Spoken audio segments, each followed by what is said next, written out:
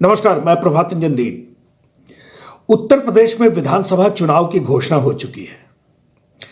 पिता के हाथों से समाजवादी पार्टी की सत्ता छीनने और चाचा से लड़ने में लगे रहे अखिलेश यादव चुनाव का मौसम आते ही हाइबरनेशन से निकल आए और चुनावी चरित्र में शरीक हो गए। अब फिर से नामांकन पत्र दाखिल होंगे। नामांकन पत्रों के साथ फिर से शपथ पत्र दाखिल होंगे और एक बार फिर से चुनाव आयोग असत्य और अतथ्य को सत्य का हलफनामा मानकर स्वीकार कर लेगा। 2 साल बाद लोकसभा चुनाव होंगे और यदि मुलायम सिंह यादव ने फिर से चुनाव लड़ा तो उनका 2019 में दाखिल किया गया शपथ पत्र उदाहरण बनकर फिर से सामने खड़ा होगा, जिसके जरिए मुलायम ने अपनी अकूत संपत्ति का ब्यौरा छुपाने की कोशिश की थी। वह एक बड़ा गैर संवैधानिक कृत्य था, लेकिन चुनाव आयोग ने उस पर कोई ध्यान नहीं दिया था। भ्रष्टाचार की गंदी बजबजाती जमीन पर आलीशानियत का ढोंग भवन खड़ा करने वाले मुलायम कुनबे पर हम विस्तार से बात करेंगे। अभी आपको वर्ष 2019 में एक टीवी चैनल पर प्रसारित हुए हमारे उस कार्यक्रम का संपादित हिस्सा दिखाते हैं जो मुलायम के फर्जी शपथ पत्र से होता हुआ मुलायम के भ्रष्टाचार के नायाब पन्ने खोलता है। इस क्रम में पहले हम नामांकन और हलफनामा दाखिल करने की प्रक्रिया के बारे में जानते चलें। हम आपको वह कहानी विस्तार से बताएंगे, लेकिन उसके पहले चुनाव आयोग के उस नियम के बारे में आपको अद्यतन करते चलें कि नामांकन दाखिले के समय प्रत्याशी को किन कानूनी प्रावधानों पर अत्यधिक सतर्कता से ध्यान रखना पड़ता है। प्रत्याशी को शपथ पत्र के जरिए अपनी कुल चल अचल संपत्ति, उसका पूरा ब्यौरा और अपने ऊपर चल रहे किसी आपराधिक मुकदमे की जानकारी देनी होती है। इस प्रक्रिया में अगर किसी प्रत्याशी ने गलत सूचनाएं दाखिल कर दी या सूचना छुपा ली तो संबंधित प्रत्याशी का नामांकन खारिज हो सकता है या बाद में रिप्रेजेंटेशन ऑफ पीपल्स एक्ट के तहत कार्रवाई हो सकती है और उसकी जीत छिन सकती है। हालांकि व्यवहारिक तौर पर हमारे देश का रिप्रेजेंटेशन ऑफ पीपल्स एक्ट अत्यंत लचर है। बात केवल किताबों तक ही सीमित होकर रह गई है।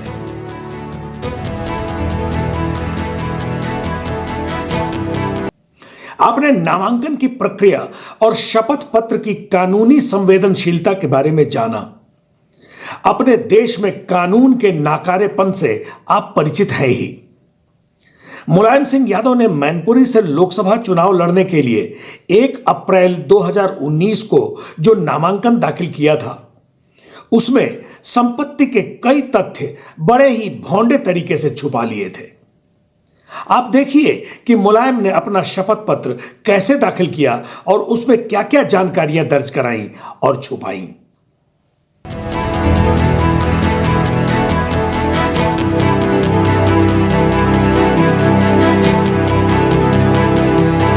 आप जानते हैं कि समाजवादी पार्टी के जनक मुलायम सिंह यादव ने पिछली 1 अप्रैल को मैनपुरी लोकसभा सीट के लिए प्रत्याशी के बतौर नामांकन दाखिल किया।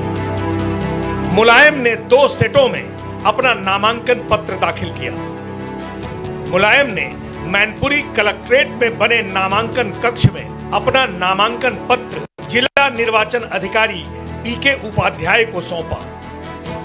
नामांकन कक्ष में मुलायम के साथ उनके 4 प्रस्तावक सांसद तेज प्रताप यादव, सदर विधायक राजकुमार यादव, करहल विधायक सोबरन सिंह यादव, बसपा जिला अध्यक्ष शुभम सिंह और वकील देवेंद्र सिंह यादव थे। मुलायम के साथ सपा के राष्ट्रीय अध्यक्ष अखिलेश यादव और राष्ट्रीय महासचिव राम गोपाल यादव भी गए थे, लेकिन वे नामांकन कक्ष के बाहर ही रहे।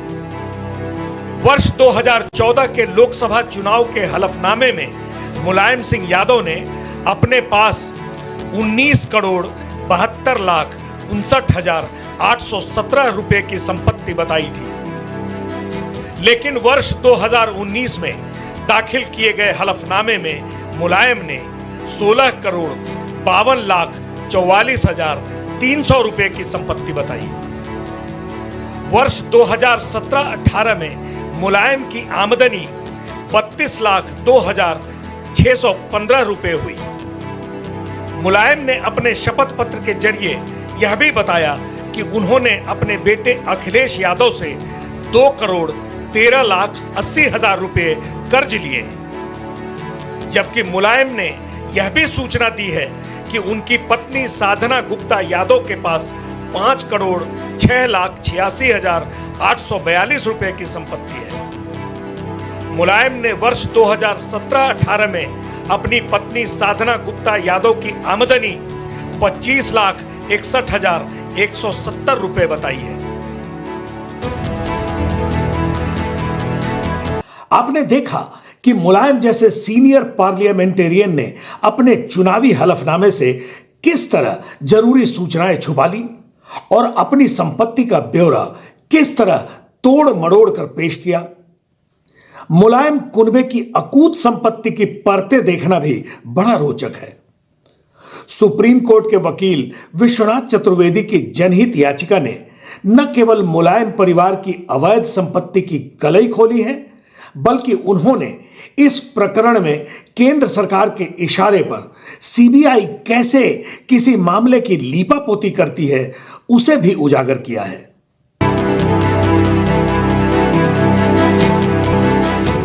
सुप्रीम कोर्ट के मुख्य न्यायाधीश की अध्यक्षता वाली पीठ विश्वनाथ चतुर्वेदी की उस याचिका पर सुनवाई कर रही है जिसमें सीबीआई के मामले की जांच की स्थिति अदालत को बताने के लिए निर्देश देने की अपील की गई थी।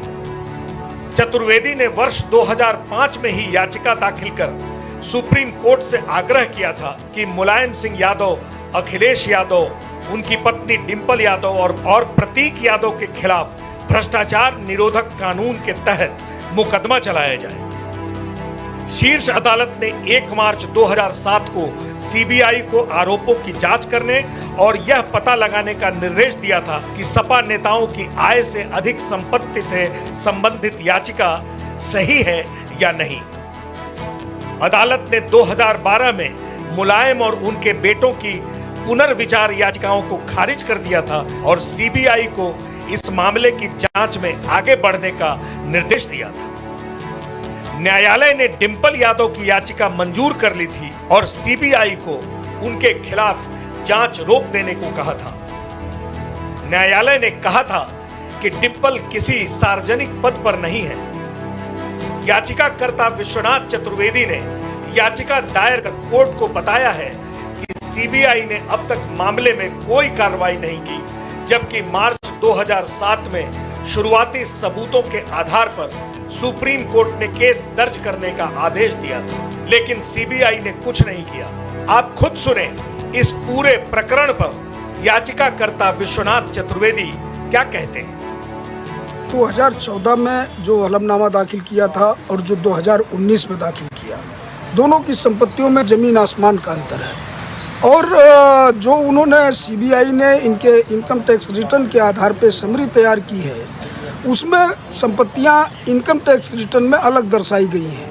तो तीनों का कहीं मेल ही नहीं खाता है। जो आदमी देश के सबसे लोकतांत्रिक प्रक्रिया में और लोकतांत्रिक प्रक्रिया के नाते ही कम से कम 9 बार एमएलए रहा है, 5 बार एमपी रहा, उस आदमी को बुनियादी लोकतंत्र के लोकतांत्रिक ढांचा ही तहस नहस करने पर वो आमादा हो चुका है।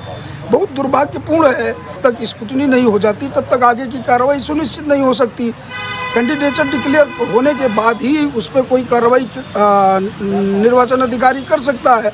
तो मैं निर्वाचन अधिकारी के यहाँ इसकी कंप्लेन करूँगा कि जो संपत्तियां इनकम टैक्स रिटर्न में दर्शाई गई हैं और जो इन्होंने हलफनामे में दर्शाई हैं, उनमें जमीन आसमान का अंतर है। बहुत सारी संपत्तियों को इन्होंने छिपाया है चुनाव आयोग से। चुनाव आयोग में मुलायम सिंह जी द्वारा दाखिल किया गया हलफनामा पूरी तरीके से झूठा है।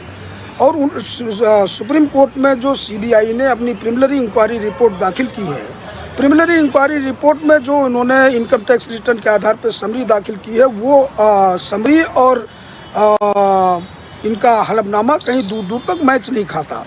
मेरी ये निर्वाचन आयोग को स्वयं संज्ञान लेकर उस पर कार्रवाई की जानी चाहिए। लोकतांत्रिक प्रणाली में जब आप सुप्रीम कोर्ट में इनकम टैक्स रिटर्न के आधार पर आपकी जो समरी बनी है उससे अलग हटके आप कैसे हलफनामा दाखिल कर सकते हो? इसको निर्वाचन आयोग को स्वयं संज्ञान लेना चाहिए, वरना मैं खुद ही निर्वाचन आयोग में इसकी कंप्लेंट दाखिल करूंगा और कहूंगा कि इन पर कार्रवाई सुनिश्चित कीजिए। ये लोकतंत्र के मंदिर आने लायक व्यक्ति नहीं है।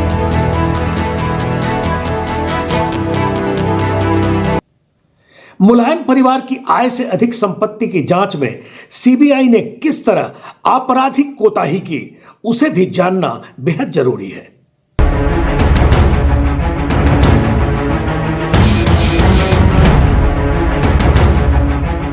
मुलायम ने 2014 के लोकसभा चुनाव के दरमियान अपनी जो संपत्ति हलफनामे में दिखाई थी, वर्ष 2019 का चुनाव आते आते उसमें 3,20,15,517 रुपए की कमी आ गई। सीबीआई के पास जो मुलायम की संपत्ति का ब्यौरा है, उन संपत्तियों का जिक्र मुलायम के हलफनामे में नहीं था। मुलायम ने नामांकन दाखिले में यह तथ्य छुपा लिए।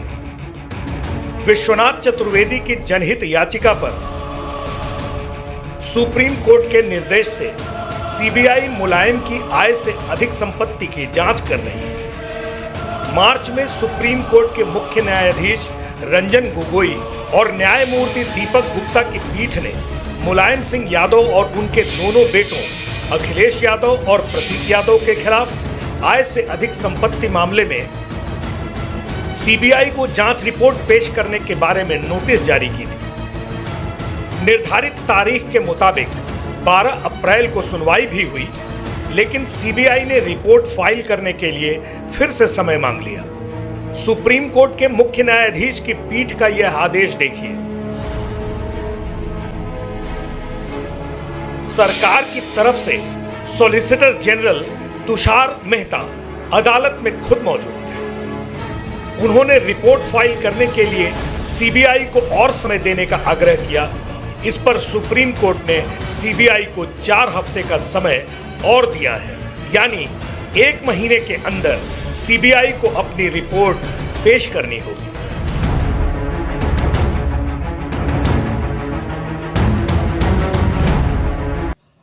वाकई ऐसे ही राजनेताओं के कारण भारतवर्ष की संवैधानिक प्रणाली सिलसिलेवार रूप से जर्जर होती चली गई।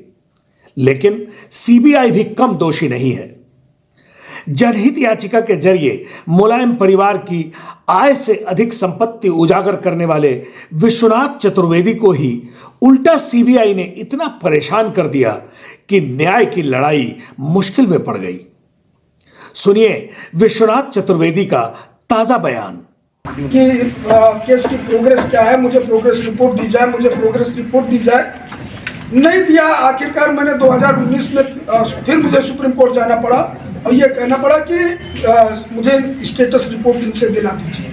केवल एक रिपोर्ट सीबीआई की 26 अक्टूबर 2010 की है जो मैंने आप लोगों को दी है।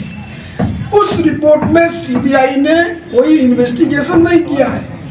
उसमें सिर्फ उन्होंने जो 93 से 2005 तक के आईटीआर थे उनका आईटीआर का एक समरी बना के और उस समरी में सीबीआई ने कहा है कि सैफई कोठी का वैल्यूएशन बताया है 20,000 रुपये, इटावा की फ्रेंड्स कॉलोनी का कोठी की कीमत बताई है 50,000 रुपये, विक्रमादित्य मार्ग की कोठी की कीमत बताई है 28 लाख रुपये, आपके राजभवन के सामने जो कमर्शियल प्रॉपर्टी है उसकी कीमत उन्होंने बताई है 33 लाख रुपए।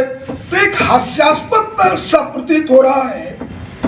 और उसकी रिप्लाई में जो सुप्रीम कोर्ट में मैंने फाइल किया वो इन्होंने अपनी जो फर्जी रिपोर्ट बनाई थी, सेल्फ मेड थी इस परिवार की बनाई हुई रिपोर्ट, वो रिपोर्ट मुलायम सिंह ने हलफनामे के साथ सुप्रीम कोर्ट में दाखिल कर दी, जिसका केस ऑलरेडी सीबीआई कोर्ट में चल रहा है फर्जी रिपोर्ट का।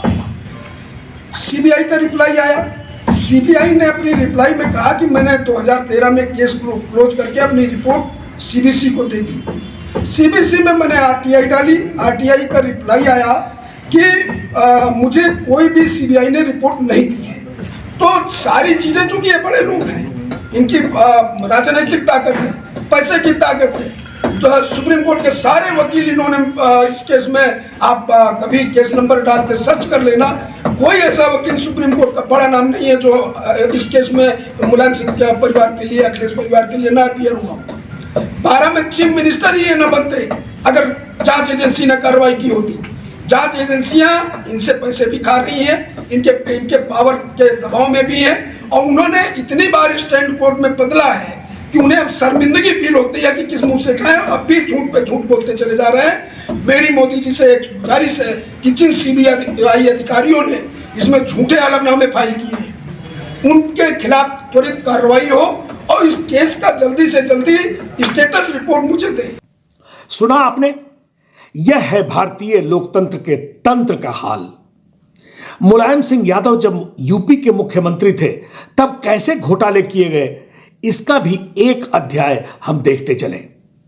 इसके बाद हम आएंगे जबरन सत्ता अधिग्रहण करने वाले मुलायम पुत्र अखिलेश यादव के कारनामों पर। मुलायम के मुख्यमंत्रित्व काल में एलडीए के अफसरों ने शीर्ष सत्ता के दबाव में नियमों को ताक पर रखकर 28 लोगों को गोमती नगर में बेशकीमती प्लॉट कौड़ियों के भाव दे दिए। इससे एलडीए को उस समय ही करोड़ों रुपए का नुकसान हुआ था। लेकिन नुकसान की बात तो छोड़िए, यह घोटाला अपने आप में इतना रोचक रोमांचक है कि आप उसमें झांकेंगे तो आपको हंसी भी आएगी, गुस्सा भी आएगा और तकलीफ भी होगी। मुलायम के रिश्तेदारों, उनके चहेते नेताओं और चाटुकार अफसरों ने गोमती नगर की जमीन बंदरों की तरह बांट ली, खुद ही रिकमेंड किया और खुद के लिए ही जमीनें आवंटित कर ली। लखनऊ के तत्कालीन कमिश्नर विजय शंकर पांडे ने मामले की जांच कराई। घोटाले की आधिकारिक पुष्टि हो गई। 25 सितंबर 2007 को जांच रिपोर्ट शासन को बाकायदा सौंप दी गई, लेकिन कार्रवाई कुछ भी नहीं। शीर्ष सत्ता के दबाव में एलडीए के अधिकारियों ने urban building and development act 1973 के प्रावधानों को ताक पर रखकर जमीनों का उपयोग यानी लैंड यूज बदलकर मुलायम चौकड़ी को प्लॉट आवंटित कर दिए थे। यहां तक कि आवंटियों के आवेदन के बगैर ही प्लॉट आवंटित कर दिए गए। सत्ता की चाटुकारिता में एलडीए ने लखनऊ के सर्किट रेट से कम कीमत पर महज 3000 रुपए प्रति वर्ग मीटर की दर पर जमीनें आवंटित कर दी। जालसाजी और धोखाधड़ी का चरम यह हुआ कि आवंटन गोमती नगर विस्तार यानी गोमती नगर एक्सटेंशन में दिखाया गया, लेकिन समायोजन गोमती नगर के मुख्य इलाके विपुल खंड में कर दिया गया। यहां तक कि लैंड यूज का टैक्स भी अदा नहीं किया गया।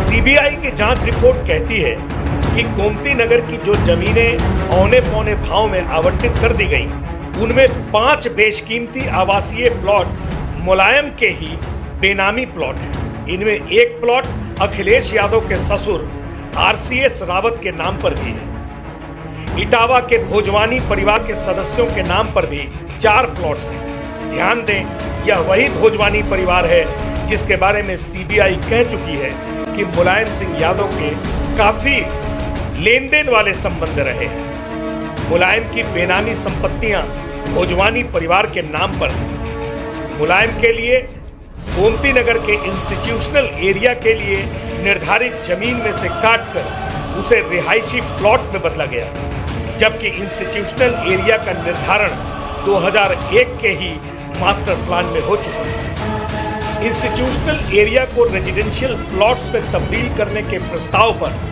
तत्कालीन मुख्यमंत्री मुलायम सिंह यादव ने तत्काल मंजूरी दे दी। आवास मंत्री का महकमा भी उस समय मुलायम के पास ही था। मुलायम के रिश्तेदारों, नेताओं और खास चाटुकारों को प्लॉट्स देने के नाम पर एलडीए के अधिकारियों ने भी बहती गंगा में खूब हाथ धोया।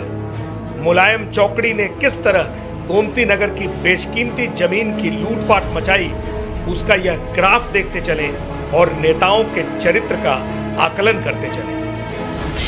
किनके नाम पर घोटाला हुआ? स्वर्णदास बागला आईएएस इन्होंने अपनी सिफारिश खुद कर दी। श्रीमती सरला सिफारिश आवास सचिव जेएस मिश्र यानी सपा नेता अभिषेक मिश्र के पिता। शिव कुमार सिफारिश अनिल कुमार आईएएस प्रमुख सचिव मुख्यमंत्री। कमल भोजवानी सिफारिश सचिव मुख्यमंत्री। पेसूराम सिफारिश सचिव मुख्यमंत्री। जितेंद्र सिफारिश सचिव मुख्यमंत्री।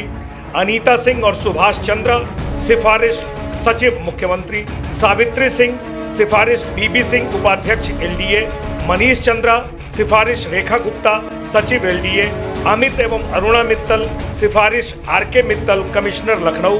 बालक राम सिफारिश आमोद कुमार डीएम फैजाबाद। शिवानी एवं पंकज सिफारिश आरएन तिवारी डीएम लखनऊ। शिव सिंह यादव सचिव मुख्यमंत्री। प्रीति चौधरी पत्नी अनुराग यादव डीएम जौनपुर। कैलाशी देवी सिफारिश रामवृक्ष प्रसाद विशेष सचिव आवास। सरोज चौधरी सिफारिश अंबिका चौधरी मंत्री। एस रस्तोगी सिफारिश बीबी सिंह उपाध्यक्ष LDA. CP Sharma chief town planner LDA. Dulari Devi माता ओपी सिंह निबंधक मुख्यमंत्री सचिवालय। Onkar Singh DIG Faizabad. Navneet Sikera SSP Lucknow. Shabbir Khan chief town एवं country planner. Doctor Richa Mishra सिफारिश Raghvendra Mishra programmer analyst LDA. Jogendra Sahay सिफारिश बीबी सिंह उपाध्यक्ष एलडीए। राजेश सिफारिश सचिव मुख्यमंत्री। आरसीएस रावत अखिलेश यादव के ससुर। ब्रजेश कुमार सिंह सिफारिश जेबी सिंह संयुक्त सचिव एलडीए। आलिया खातून सिफारिश तत्कालीन सपा नेता अमर सिंह।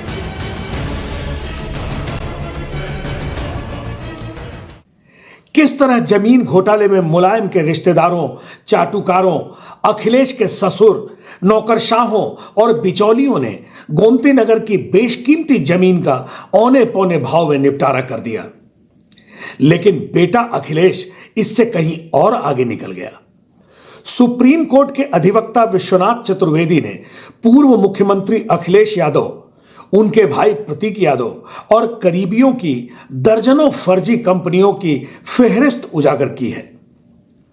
चतुर्वेदी तो यहां तक कहते हैं कि अखिलेश यादव के कुख्यात माफिया सरगना छोटा शकील से नजदीकी संबंध है।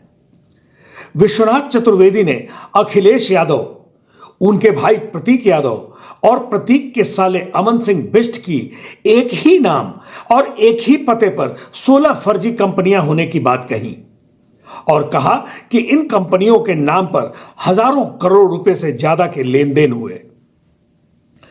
चतुर्वेदी ने कहा कि समाजवादी पार्टी की सरकार में फर्जी कंपनियों के सहारे करोड़ों की बेनामी संपत्तियों की खरीद फरोख्त करने और देश विदेश से करोड़ों रुपए के लेन देन का उनके पास प्रमाण है।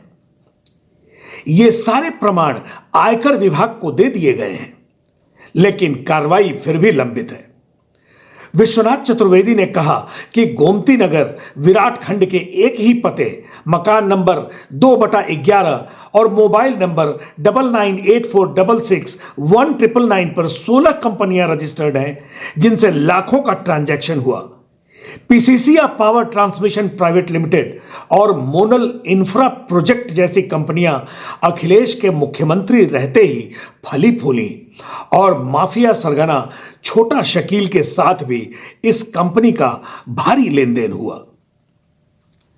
चतुर्वेदी का कहना है कि इस धंधे में अखिलेश यादव के भाई प्रतीक यादव के साले अमन सिंह बिष्ट, प्रतीक के दोस्त मनोज सिंह और करीबी प्रशांत सिंह, विवेक यादव भी डायरेक्टर के रूप में शामिल रहे हैं। विश्वनाथ चतुर्वेदी ने साफ साफ कहा कि व्यापारी पीयूष जैन और पुष्पराज जैन के यहां बरामद हुए सैकड़ों करोड़ रुपए और करोड़ों के सोना चांदी सब मुलायम अखिलेश परिवार के हैं, जिसकी इन्फोर्समेंट डायरेक्टरेट यानी ईडी से जांच कराई जानी चाहिए। विश्वनाथ चतुर्वेदी ने अखिलेश यादव के देश से लेकर विदेशों तक फैले फार्म हाउसों, होटलों और चल अचल संपत्तियों का खुलासा किया, जो अखिलेश ने समाजवाद के सिद्धांतों पर प्रतिबद्धता से चलते हुए हासिल किया। सुने क्या कहते हैं विश्वनाथ चतुर्वेदी।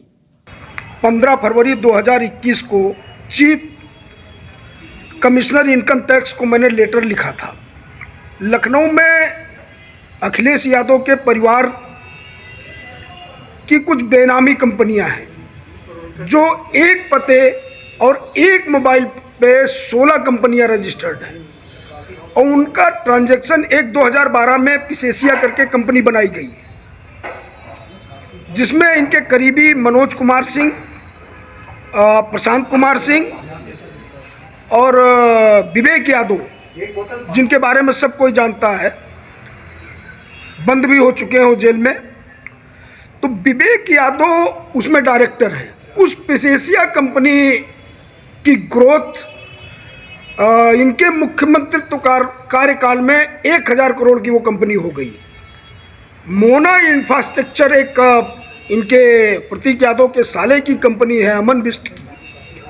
अमन बिष्ट की कंपनी से पिसेसिया का ट्रांजैक्शन का मैंने सारे पेपर आप लोगों को उपलब्ध कराए हैं। उसमें लगभग आधा दर्जन ट्रांजैक्शन है, 1 करोड़ 25 लाख इस तरीके करके। तो मैं लगातार उसके बाद जब इनकम टैक्स डिपार्टमेंट ने कोई कार्रवाई नहीं की तो मजबूर होकर, चूंकि कोर्ट में जांच अभी प्रचलित है सीबीआई की मुलायम सिंह के आय से अधिक संपत्ति मामले में, तो मैंने सीबीआई को भी उसका रिप्रेजेंटेशन दिया, ईडी को भी दिया। और जो पुनीत जैन के यहाँ कार्रवाई इनकम टैक्स की मात्र हो रही है, उस बारे में आप लोगों से मुझे ये कहना है और मैं प्रधानमंत्री जी से आग्रह करूंगा कि उसमें ईडी भी लगाएं, क्योंकि इस तरीके की फेक कंपनियां बहुत सारी 2012 के बाद जब अखिलेश जी चीफ मिनिस्टर बने उत्तर प्रदेश के, उसके बाद इस तरीके की बहुत सारी पूंजी कंपनियां बनाई गई। कुछ की जानकारी मेरे पास है। 16 कंपनियां तो एक एड्रेस और एक मोबाइल नंबर पर रजिस्टर्ड है, गोमती नगर के 2/, ये पता है इनका 2/11 विराट खंड गोमती नगर लखनऊ, और मोबाइल नंबर इनका भी रजिस्टर्ड है। मैं आपको मोबाइल नंबर भी दे दूंगा। मोबाइल नंबर है 9984661999।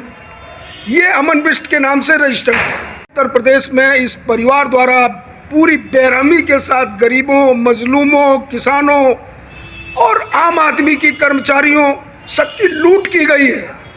तो जब छापेमारी का सिलसिला शुरू ही हुआ है तो जो मेरा 1 साल पहले का रिप्रेजेंटेशन है उस पर इनकम टैक्स डिपार्टमेंट कार्रवाई क्यों नहीं कर रहा है, मेरा सवाल है सरकार से। एक एड्रेस पे, एक मोबाइल नंबर पे 16 कंपनियां रजिस्टर्ड हैं। और इतना ही नहीं, पिसेसिया जो कंपनी है उससे एक बम्बई में प्लाट खरीदी के लिए छोटा शकील के करीबी को भी पिसेसिया कंपनी से बाकायदा चेक के माध्यम से पेमेंट किया गया है। यहाँ से ऑस्ट्रेलिया और लंदन तक, लंदन में 7 स्टार होटल, ऑस्ट्रेलिया में फार्म हाउस, बम्बई में बहुत सारी संपत्तियाँ, लखनऊ में आप सब लोगों को पता है किस तरीके ज़मीनों की लूट हुई है। नोएडा आधा इन लोगों के परिवार के हाथ में है। और जो हिंडन नदी के किनारे एक ज़मीन और है, 700 एकड़ ज़मीन है हिंडन नदी के किनारे, जो अलग से बाईपास बनाया गया, उसके किनारे जो ज़मीनें हैं उनकी जांच करने की आवश्यकता सरकार को है, क्योंकि उसमें बड़े पैमाने पे वो एक बनाया ही गया अलग से बाईपास, केवल इन लोगों की ज़मीनें 700 एकड़ थी इसलिए। अब और क्या कहना और क्या सुनना। जय भ्रष्टाचारवाद ही जय समाजवाद के नारे की असलियत है। भ्रष्टाचार को किसी न किसी राजनीतिक सिद्धांत के झांसे में लपेटकर इस देश को पिछले 7 दशकों से लूटा जा रहा है। हम इसके कायर चश्मदीद भी हैं और भुक्तभोगी भी। नमस्कार, जय हिंद।